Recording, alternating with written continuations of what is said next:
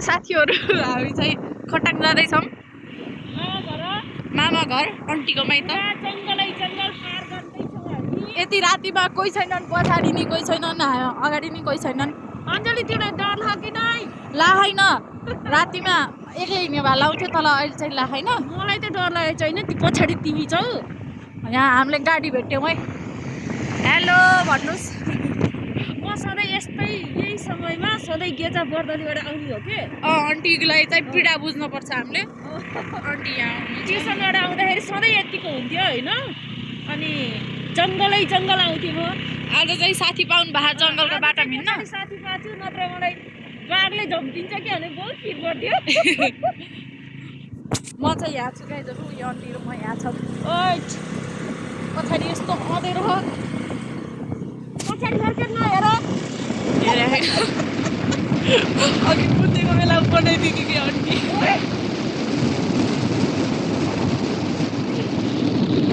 हामी चाहिँ अलि पुग्ने लाहामा हाम्रो गन्तव्यमा, तर अलि लामै हो बाटो,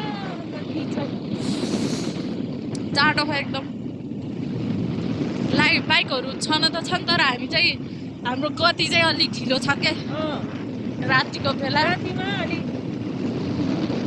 कानुनी नियमको पालना पनि गर्नुपर्छ क्या अन्त अलि आँखाले ठहर्दैन के, म बुढी मान्छे।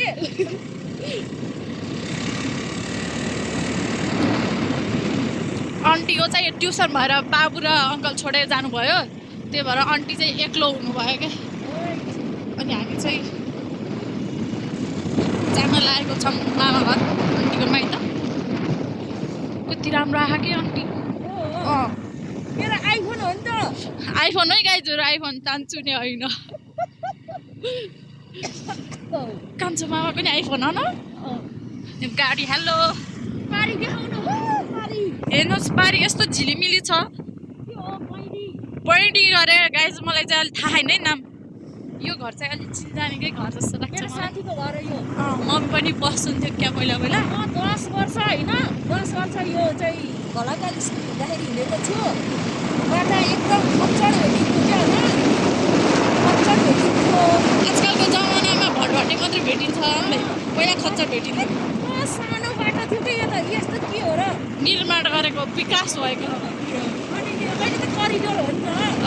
अनि खच्चड भेटिन्थ्यो, अनि मिक्स भएको बेलामा त त्यो खच्चड लोहेर छ भनेर हामीले यसरी जङ्गल छिर्थ्यौँ के। त्यसै भनेको आन्टी त्यो कुरा हेरी के सधैँ हामीलाई कस्तो गरिदियो भन्दाखेरि खच्चड रेगुलर हिँड्नु अरे।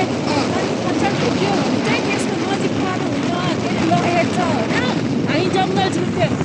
हामीले यो पनि गाडी धेरै भेटेका छौँ, तर हामी पछाडि नै परिरहेका छौँ है।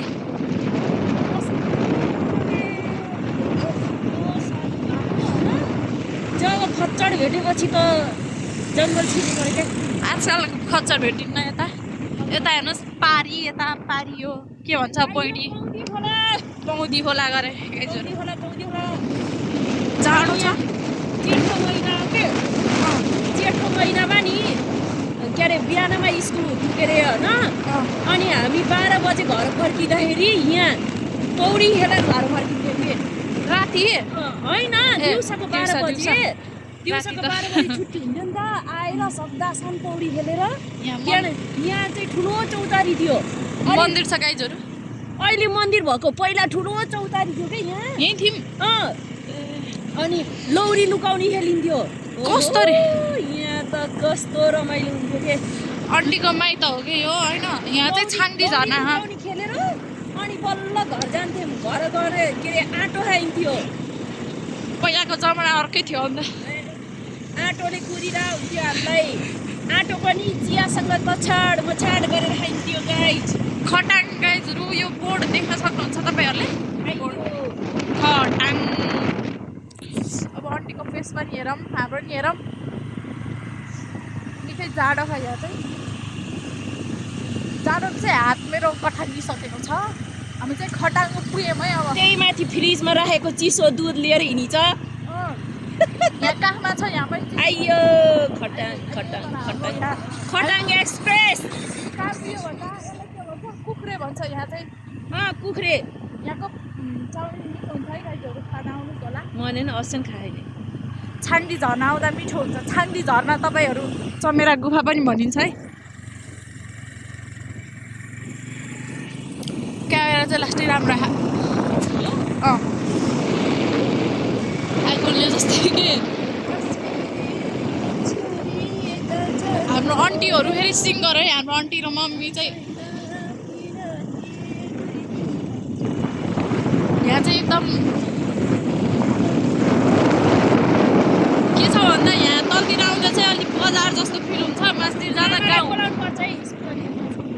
कहाँ छ मामा अब हाम्रो भला अन्त्य हुन गइरहेको छ साथीहरू अब यहाँबाट खोल मासतिर हाम्रो बाइकहरू पनि भेटेको धेरै नै यो यहाँबाट जानुपर्छ क्या माथि हामी चाहिँ सक्दैनौँ त्यो माथि गण्डकी करिडोर यहाँबाट अन्त्य भएको छ गाइज अब झर्नुपर्ने हुन्छ म हजुर म हिँडेर जाने हो सकियो हाम्रो यात्रा दुध त छुट्टै छुट्टै भएर हौ